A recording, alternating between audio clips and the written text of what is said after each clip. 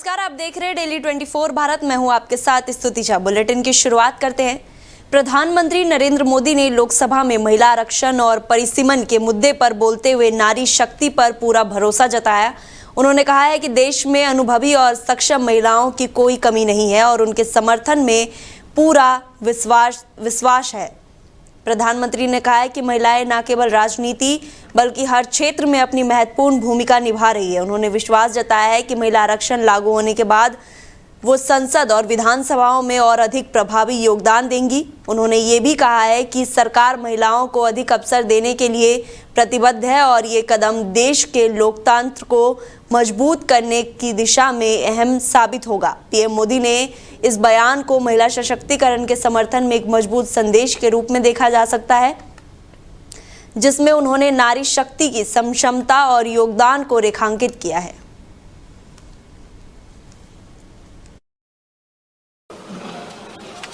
आदरणीय अध्यक्ष जी, हमारे देश में अनुभवी नारी शक्ति की कोई कमी नहीं है, सामर्थ्यवान में कोई कमी नहीं। हम भरोसा करें वे कंट्रीब्यूट करेंगे, बहुत अच्छा कंट्रीब्यूट करेंगे।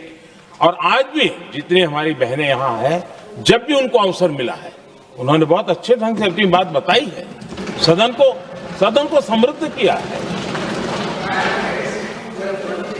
आदरणीय अध्यक्ष जी, आज देश में वर्तमान में देश में 650 से ज्यादा पंचायतें, डिस्ट्रिक्ट पंचायत, करीब 250 महिलाएं उसका नेतृत्व कर रही है और केंद्र के कैबिनेट मिनिस्टर से ज्यादा उनके पास जिम्मेवारी और धन और व्यवस्था होती है, काम करती है जी। करीब 6700 ब्लॉक पंचायतों में 2700 से अधिक ब्लॉक पंचायत ऐसी हैं जिसका नेतृत्व महिलाओं के हाथ में है। तो वहीं दिल्ली हाईकोर्ट ने मुख्यमंत्री रेखा गुप्ता पर हमले के मामले में आरोपी को राहत देने से इनकार कर दिया है। कोर्ट ने ट्रायल कोर्ट की कार्रवाई पर रोक लगाने की मांग को खारिज कर दिया है। ये मामला पिछले साल अगस्त का है, जब सिविल लाइंस स्थित मुख्यमंत्री आवास पर जन सुनवाई के दौरान हमला हुआ था। इस मामले में गुजरात के राजकोट निवासी राजेश भाई, खमजी भाई और तहसीन राज रफीउल्लाह शेख को आरोपी बताया गया था। जस्टिस अनूप जयराम बम्बानी ने सुनवाई के दौरान कहा था कि अभी ऐसा कोई ठोस कारण नहीं है जिससे ट्रायल को रोका जाए। कोर्ट ने आरोपियों के मोबाइल फोन की फॉरेंसिक जांच जल्द पूरी करने के निर्देश भी दिए और 4 हफ्ते में रिपोर्ट मांगी। आरोपियों के वकील ने दलील दी थी कि ट्रायल ना रोका गया तो 25 अप्रैल से गवाहों के बयान शुरू हो जाएंगे, लेकिन कोर्ट ने इसे खारिज कर दिया। इस मामले में 20 अगस्त को एफआईआर दर्ज हुई थी और अब 25 अप्रैल से गवाहों के बयान दर्ज किए जाएंगे। तो वहीं दिल्ली एयरपोर्ट पर एक बड़ा हादसा टल गया जब 2 विमान के पंख आपस में टकरा गए। जानकारी के अनुसार आकाशा एयर और स्पाइस जेट के विमानों के बीच टक्कर हुई। घटना के बाद रनवे पर विमान के पंख पर एक हिस्सा गिर गया, जिससे हड़कंप मच गया। हालांकि राहत की बात यह रही कि इस हादसे में कोई जनहानि नहीं हुई। एयरपोर्ट प्रशासन और संबंधी एजेंसियों ने तुरंत स्थिति को संभालते हुए रनवे को सुरक्षित किया और जांच शुरू कर दी। प्रारंभिक तौर पर यह घटना ग्राउंड मूवमेंट के दौरान बताई जा रही है।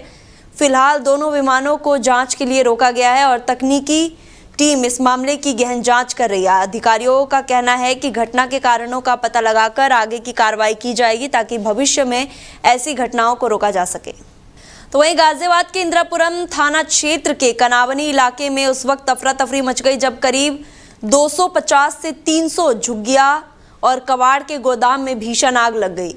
आग इतनी भयंकर थी कि देखते ही देखते लोगों की जिंदगी भर की कमाई जलकर राख हो गई। सूचना मिलते ही मौके पर दमकल विभाग की कई गाड़ियां पहुंची और आग पर काबू पाने की कोशिश शुरू की गई। हालात को देखते हुए आसपास के इलाकों में भी फायर ब्रिगेड की गाड़ियां मंगाई गई। एहतियात के तौर पर एम्बुलेंस तैनात की गई। वहीं नजदीकी अस्पतालों को भी अलर्ट पर रखा गया है। आज ये कनावनी क्षेत्र थाना इंद्रापुरम में इसमें आग लगी है। अभी हमें सूचना मिली थी कि लगभग 150 से 200 झुग्गियाँ यहाँ पर है और कबाड़ का काम होता है, तो तत्काल हमने अपने फायर टेंडर की टीम को यहाँ भेजा था। 7 हमारी टीम सभी लगी हुई हैं और किसी प्रकार की कोई कैजुअलिटी ना हो उसके लिए एहतियातन हमने एम्बुलेंसेस भी यहाँ पे लगाई है। हमारे सारे अधिकारी, सभी मजिस्ट्रेट्स यहाँ पर और पुलिस के भी अधिकारीगण उपस्थित हैं और मैं खुद भी यहाँ पे भ्रमण करने के लिए आया हूँ। तो वैसे आग को कंट्रोल कर लिया गया है। मुझे लगता है अगले आधे घंटे में पूरी तरह इसको बुझा लिया जाएगा और अभी तक जितने लोगों से बात हुई कोई कैजुअलिटी नहीं है और हमारी पूरी टीमें तत्पर है। सर, कौन-कौन से जिलों से गाड़ी अप्लाई की है अब तक? अग्निशमन की कितनी गाड़ियाँ? यहाँ अग्निशमन की 7 गाड़ियाँ लगी हुई हैं, हमारी गाड़ियाँ, और एहतियातन हमने नोएडा से भी कुछ गाड़ियाँ मंगाई थी और पर्याप्त मात्रा में फोर्स है, पर्याप्त मात्रा में फायर टेंडर्स हैं आग को बुझा लेंगे। सर, अभी तक कोई कैजुअलिटी नहीं, कोई ऐसी सूचना नहीं है। एहतियातन हमने फिर भी एम्बुलेंस और हॉस्पिटल्स को अलर्ट किया है। हमारे स्वास्थ्यकर्मी भी यहाँ पर उपस्थित हैं, तो किसी भी आपात स्थिति। इस वक्त मौजूद हूँ गाजियाबाद के थाना इंदिरापुरम इलाके में और ये ग्राम कनावनी का पहला शुरुआत का ही ये जो है जगह है। आप तस्वीरों में देख सकते हैं गाजियाबाद के जो फायर विभाग के कर्मचारी हैं आग बुझाने का काफी मशक्कत कर रहे हैं, आग बुझाने का प्रयास कर रहे हैं। हालांकि जानकारी के मुताबिक काफी सिलेंडर जो है जो इसमें लोग रह रहे थे झुग्गियों में, सिलेंडर फटे हुए हैं, फट गए हैं और काफी अभी मशक्कत चल रही है। फायर ब्रिगेड के जो अधिकारी हैं वो यहाँ आला अधिकारी मौजूद है। कई गाड़ियां फायर विभाग की खड़ी हुई है और आग बुझाने का प्रयास कर रही है। पीछे की तस्वीरें आपको दिखाने का प्रयास करूंगा, कैमरामैन से गुजारिश करूंगा। ये तस्वीरें आप देख सकते हैं कि बिल्कुल भयानक तस्वीर है। आग ने अपना विकराल रूप जो है वो ले लिया है। आप देख सकते हैं आसमान में पूरा जो धुआं ही धुआं चारों तरफ है और हालांकि जो लोग हैं वो आग बुझाने का, जो गांव के लोग हैं उनसे बात करने का एक बार प्रयास करूंगा, जानूंगा किस तरीके से ये आग लगी है और क्या कितने परिवार जो है इससे प्रभावित हुए हैं। क्या नाम है आपका?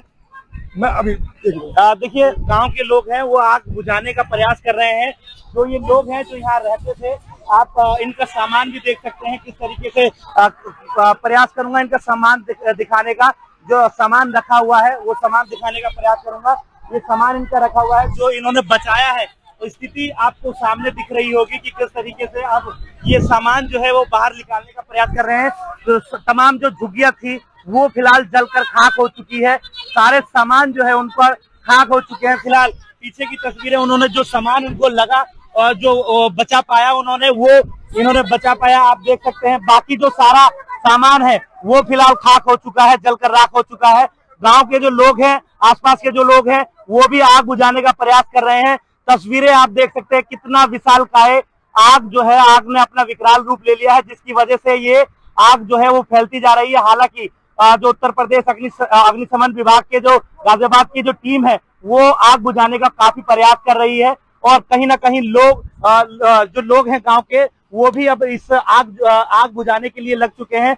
गाजियाबाद के जो आला अधिकारी हैं, पुलिस प्रशासन, वो भी यहाँ मौजूद है और पूरी तरीके से आग बुझाने का प्रयास जारी है। आप देख सकते हैं तस्वीरों में फिलहाल कई सारे कुछ लोग हैं, उनसे बात करने का प्रयास कर रहे हैं। क्या नाम है आपका? मोहम्मद इसाक नाम है मेरा। आप यहीं रहते हैं? जी हाँ, हम यहीं रहते हैं। क्या पूरी स्थिति थी, किस तरीके से इसमें आग लगी है? इसमें पहले आग द्वारा जो वहाँ पे सिर्फ थोड़ा पन्नी में आग लगा तो धीरे धीरे हवा बहा और पूरा में आग पकड़ लिया। जब आग पूरा में धुआं छोड़ा तो मैंने दमकल वाले को फोन किया तो लेकिन तात्कालिक में 2 घंटे फोन को हो चुका लेकिन आया नहीं। अभी देखिए लोगों का साफ तौर पे कहना है कि हालांकि आग की गाड़ियां जो है वो काफी देर से आई, इसलिए आग जो है विकराल रूप ले लिया है। आग दिखाने का प्रयास करूंगा तस्वीरों में। ये पूरा जो आग है वो फिलहाल फैल चुका है और यहाँ पर काफी प्रयास तस्वीरों में दिखाने का प्रयास करूंगा, कैमरामैन से गुजारिश करूंगा ये पूरा दृश्य दिखाए। धीरे धीरे जो यहाँ तमाम 50 से 60 झुग्गियां थी वो जलकर लगभग सब कुछ खत्म हो चुका है, सब कुछ उजड़ चुका है इनका। फिलहाल स्थिति ऐसी है कि अभी जो फायर विभाग के जो लोग हैं वो अब फिलहाल आग बुझाने का प्रयास कर रहे हैं और आग बुझाने के लिए तमाम जो आसपास के लोग हैं, गांव के लोग हैं, वो भी आग बुझाने में लगे हुए हैं। गाजियाबाद से अजीत रावत की रिपोर्ट, डेली 24 भारत। तो इसी के साथ आगे की जानकारी के लिए हमारे सहयोगी अजीत रावत हमारे साथ जुड़ चुके हैं। अजीत, अभी गाजियाबाद में कनावली क्षेत्र में झुग्गियों में कई सारी झुग्गियों में आग लगने की घटना सामने आई है, क्या कुछ स्थिति बताई जा रही है अभी तक? देखिए, बिल्कुल आपको बताना चाहूंगा, गाजियाबाद का एक ग्राम कनावनी है जो थाना इंदिरापुरम क्षेत्र के अंतर्गत यह लगता है। आपको बता दें कि गांव कनावनी के ठीक बाहर खेतों में काफी वर्षों से यहाँ झुग्गियां बनाई गई थी, जहां पर बाहरी जो लोग थे वो यहाँ पर आकर गुजर बसर करते थे और झुग्गियां बनाकर रहा करते थे। यहाँ पर जो कंपनी, एक तरह जो पन्नियों की कंपनी होती है, जिस तरीके से जो कबाड़ी इलाके में जो कबाड़ी बीन कर लाते हैं और यहाँ इकट्ठा करते हैं ज्यादा तादाद में, यहाँ पर इस तरीके उस वक्त अफरा तफरी का माहौल हो गया जब वहां पर अचानक से आग जो है वो धधक उठी और आग लगने का कारण जो है वो स्पष्ट नहीं था। हालांकि आग ने जब अपना विकराल रूप लिया तो धीरे धीरे आग जो है वो पूरे झुग्गियों में फैल गया।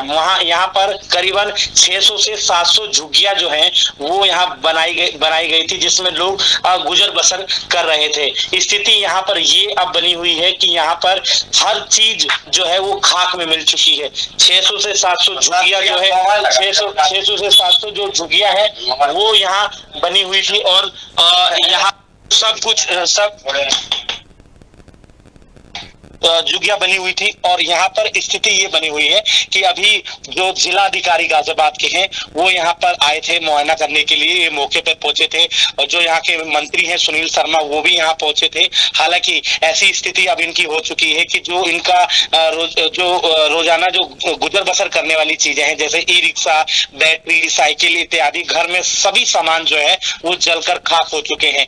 हालांकि जो माहौल जो है फिलहाल मातम का बना हुआ है। अब यहाँ पर स्थिति ये है कि इनको किसी तरीके से आगे कुछ दिनों के लिए राशन मुहैया करानी चाहिए प्रशासन द्वारा और यहाँ इनके रहने के लिए कहीं ना कहीं व्यवस्थित चीजें जो है वो सुविधा देनी चाहिए, ये इनकी मांग भी है। यहाँ पर जब हमने जमीनी स्तर से रिपोर्टिंग की तो यहाँ पर हमने देखा कि छोटे छोटे बच्चे जो हैं जो गोद में खेल रहे थे पीड़ित परिवारों के, वो भी उनकी भी हालत गंभीर बनी हुई है और वहां पर फिलहाल स्थिति ये है कि अनाज से लेकर के हर सामान जो झुग्गियों के अंदर इनका मौजूद था, रोजमर्रे की जिंदगी की जो चीजें थी इनके पास, वो सभी चीजें जलकर खाक हो गई। हालांकि फायर ब्रिगेड ने काफी मशक्कत के बाद इन आग पर काबू पाया और कहीं ना कहीं आग को बुझा पाए हैं। फिलहाल स्थिति अभी नियंत्रण है। हालांकि इसमें एक तरफ ये भी बताया जा रहा है कि जानवरों का एक सेंटर बनाया गया था जहां पर 30 से 40 जानवर थे, जो कि कुत्तों का एक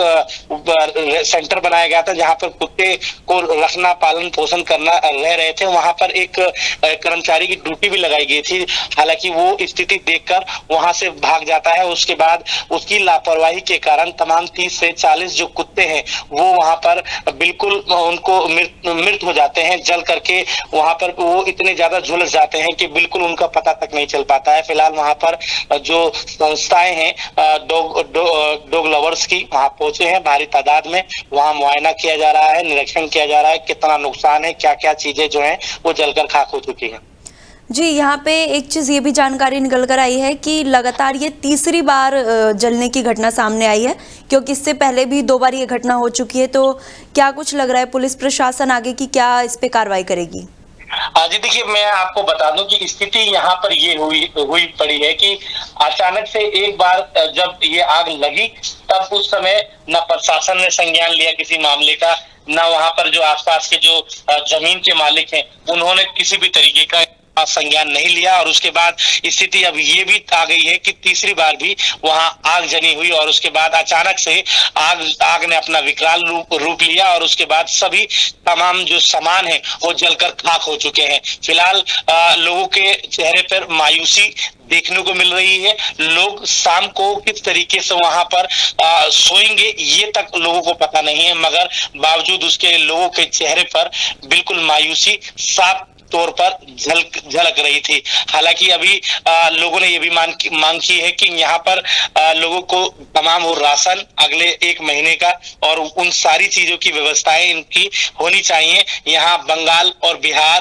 कोलकाता, तमाम उन राज्य से लोग यहाँ पर आकर गुजर बसर कर रहे थे। कुछ ऐसे भी लोग थे जो ई रिक्शा से अपना पालन पोषण कर रहे थे, उनके ई रिक्शा पर जलकर खाक हो चुके हैं। फिलहाल अभी लोग अब ये मांग कर रहे हैं कि हमें जीवन जीने के लिए यहाँ कुछ व्यवस्थाएं हमारी होनी चाहिए, प्रशासन से भी गुहार कर रहे थे। हालांकि हमारी प्रशासन से भी आग्रह है कि यहाँ के जो जिलाधिकारी हैं इन सभी की एक प्रशासनिक टीम बनाकर यहाँ मुआयना किया जाए और जो भी सुविधा वाली चीज है ये इन तक पहुंचाई जाए। जी बहुत बहुत धन्यवाद जानकारी के लिए जीत। तो वहीं नोएडा में वेतन बढ़ोतरी को लेकर हुई हिंसा के बाद हालात अभी भी पूरी तरीके से सामान्य नहीं हो पाया है। सोमवार को शुरू हुए इस विवाद ने आज चौथे दिन प्रशासन पूरी तरह सतर्क नजर आ रहा है। संवेदनशील इलाकों में भारी पुलिस बल तैनात किया गया है ताकि किसी भी तरह की अप्रिय घटना को रोका जा सके। खास तौर पर सेक्टर 84 स्थित मदरसन प्लांट समेत करीब 36 सेक्टरों में सुरक्षा व्यवस्था कड़ी कर दी गई है। जानकारी के मुताबिक करीब 6000 पुलिसकर्मियों को अलग अलग इलाके में तैनात किया गया है। वही विरोध प्रदर्शन में शामिल लोगों के खिलाफ पुलिस कार्रवाई भी लगातार कर रही है। प्रशासन का कहना है कि स्थिति पर पूरी नजर बनाई हुई है और कानून व्यवस्था बनाए रखने के लिए हर जरूरी कदम उठाए जा रहे हैं। वहीं उत्तर प्रदेश के मुजफ्फरनगर से एक बड़ी खबर सामने आई है, जहां पुलिस दबिश के दौरान हंगामा खड़ा हो गया। जानकारी के मुताबिक खतौली थाना क्षेत्र के देवीदास मोहल्ले में एनडीपीएस एक्ट में वंचित आरोपी विनोद मेंबर को पकड़ने पहुंची पुलिस टीम पर परिजनों ने हमला कर दिया। इस दौरान महिलाओं समेत कई लोगों ने पुलिस के साथ धक्का मुक्की की और हाथापाई की, जिसके चलते आरोपी को मौके से छुड़ाकर फरार करा दिया गया। घटना का पूरा वीडियो सोशल मीडिया पर तेजी से वायरल हो रहा है। पुलिस ने इस मामले को सख्त कार्रवाई करते हुए आरोपियों और के परिजनों के खिलाफ भी गंभीर धाराओं में मुकदमा दर्ज कर लिया और फरार आरोपी की तलाश तेजी से की जा रही है। इस घटना ने कानून व्यवस्था को लेकर कई सवाल खड़े किए हैं। आज दिनांक 15 अप्रैल 2026 को थाना खतौली का एक एनडीपीएस एक्ट से संबंधित मुकदमे का वांटेड विनोद मेंबर, जिसको पुलिस पकड़ने गई थी, उसके परिजनों द्वारा पुलिस मुजम्मत के बाद उसे हिरासत से छुड़ा लिया गया। इस संदर्भ में थाना खतौली पर उचित धाराओं में अभियोग पंजीकृत कर अभियुक्तों की गिरफ्तारी के प्रयास किए जा रहे हैं। अग्रिम विधिक कार्रवाई अमल में ली जाएगी। तो वहीं नोएडा समेत पूरी एनसीआर में अचानक गर्मी का प्रकोप तेज हो गया है, जिससे जनजीवन प्रभावित होने लगा है। तापमान बढ़ने के साथ ही जिला अस्पतालों में मरीजों की संख्या भी इजाफा देखा जा रहा है। हीट वेव की आशंका को देखते हुए स्वास्थ्य विभाग अलर्ट मोड पर आ गया है। जिला अस्पताल में डेंगू और मलेरिया जैसी बीमारियों के लिए विशेष वार्ड बनाए गए हैं। साथ ही गर्मी से जुड़ी बीमारियों की दवाओं का पर्याप्त भंडारण भी किया गया है। गौतम बुद्ध नगर के सीएमएस डॉक्टर अजय राणा ने लोगों से को सावधानी बरतने की सलाह दी है। उन्होंने कहा है कि दोपहर में बिना जरूरी काम के घर से बाहर ना निकले और ज्यादा से ज्यादा तरल पदार्थ का सेवन करें। साथ ही बाहर निकलते समय सिर को ढककर रखें और तबीयत बिगड़ने पर तुरंत नजदीकी अस्पताल पहुंचे। हाँ देखिए, अभी धीरे धीरे गर्मी का मौसम बढ़ रहा है, तो हमारे सरकार की तरफ से भी हमें निर्देश जारी किए गए हैं और हमारे अस्पताल में इसके लिए व्यापक प्रबंध कर लिए गए हैं। इमरजेंसी में दवाइयाँ पूरी तरह से प्रोक्योर कर ली गई हैं और किसी को भी हीट स्ट्रोक या गर्मी से लू लगने से कोई भी परेशानी होती है तो वह तुरंत अस्पताल में आए और उसका समुचित उपचार किया जाएगा। मैम, आपके द्वारा कोई अपील जारी की जा रही है स्वास्थ्य विभाग द्वारा बीमारियों से बचाव के लिए? हाँ, स्वास्थ्य विभाग की तरफ से भी सभी जगह जो अस्पताल में आते हैं, पीएचसी पर आते हैं, सीएचसी पर आते हैं, सभी को हिदायत दी जाती है। वैसे तो हमारे सभी जनमानस इस चीज को जानते हैं कि जब भी गर्मियों का मौसम आता है, लू चलती है, हमें उससे अपना बचाव करना चाहिए। दिन में कम से कम 12 बजे से और 3 बजे तक, जब थोड़ा सा गर्मी ज़्यादा ही होती है, उस वक्त घर से बाहर कम से कम निकलें और अगर बाहर निकलते हैं तो प्रोटेक्शन ले, आंखों पर चश्मा लगाएं और बिल्कुल हल्के ढीले ढाले वस्त्र पहने और जो एक कपड़ा हल्का सा भिगोकर अपने सिर पर रख सकते हैं। बाकी साथ में वाटर बोतल जरूर कैरी करें। तो वहीं नोएडा के सेक्टर 113 थाना क्षेत्र में सरफराबाद इलाके में एक सनसनीखेज हत्या का मामला सामने आया है। यहाँ एक महिला की चाकू से गोद कर हत्या कर दी गई, जिससे इलाके में हड़कंप मच गया है। पुलिस के मुताबिक आरोपी शफीक के मृतका के बेटे के साथ समलैंगिक संबंध थे, जिन्हें लेकर विवाद चल रहा था। मृतक को दोनों का मिलना जुलना पसंद नहीं था और वो इसका विरोध करती थी। बताया जा रहा है कि आरोपी मृतका के बेटे की शादी अपनी मौसी की लड़की से करवाना चाहता था ताकि दोनों का संपर्क बना रहे, लेकिन मृतका फूल जहां ने इस शादी से साफ इनकार कर दिया। इसी बात से नाराज होकर आरोपी ने महिला पर चाकू से हमला कर दिया, जिससे उनकी मौके पर ही मौत हो गई। पुलिस ने आरोपी को गिरफ्तार कर लिया है और उसके पास से हत्या में इस्तेमाल किया गया चाकू और एक मोबाइल फोन भी बरामद कर लिया है और मामले की जांच की जा रही है। तो वहीं कलेक्ट्रेट के परिसर के बाहर गुरुवार को दिव्यांगजनों ने स्मार्ट मीटर के विरोध में जोरदार प्रदर्शन किया। इस दौरान प्रदर्शनकारियों ने सड़क जाम कर दी और प्रशासन के खिलाफ नारेबाजी की, जिससे कुछ समय के लिए यातायात भी प्रभावित रहा। प्रदर्शनकारियों का कहना है कि स्मार्ट मीटर लगाए जाने के बाद उन्हें कई समस्याओं का सामना करना पड़ रहा है। उनका आरोप है कि बिजली बिल अनियमित रूप से बढ़कर आ रहे हैं और मीटर रीडिंग पर पारदर्शिता की कमी है। साथ ही तकनीकी खामियों के कारण बिजली आपूर्ति भी बाधित हो रही है। दिव्यांगजनों ने बताया कि पहले वो इस मुद्दे को लेकर अधिकारियों को ज्ञापन दे चुके हैं, लेकिन कोई ठोस समाधान नहीं निकाला है। मौके पर पहुंची पुलिस और प्रशासन अधिकारियों ने प्रदर्शनकारियों को समझाने की कोशिश की और समस्या के समाधान का आश्वासन भी दिया, जिसके बाद स्थिति धीरे धीरे सामान्य हुई। स्मार्ट मीटर की दी गई है, स्मार्ट मीटर लगाया, मैं स्मार्ट मीटर भरेंगे अपना खर्चा चलता है। और जो हमारे मकान है जो उससे वापसी मांग रहे हैं मकान होने के। सर मेरा नाम तुलसीपाल है। किस चीज को लेकर आए आप? सर आज हम जो ये जो स्मार्ट मीटर जब से लगे तभी से सभी लोग परेशान है और दिव्यांग तो सबसे ही ज्यादा परेशान है। तो हम चाह रहे हैं कि दिव्यांग ये जो स्मार्ट मीटर इसकी जगह जो पहले नॉर्मल मीटर थे वो ही रहने दिया जाए हमारे। ये हमारे दिव्यांग भाई हैं, इन्होंने अपनी कुछ मांगों को लेकर आज यहाँ पर आए हुए हैं।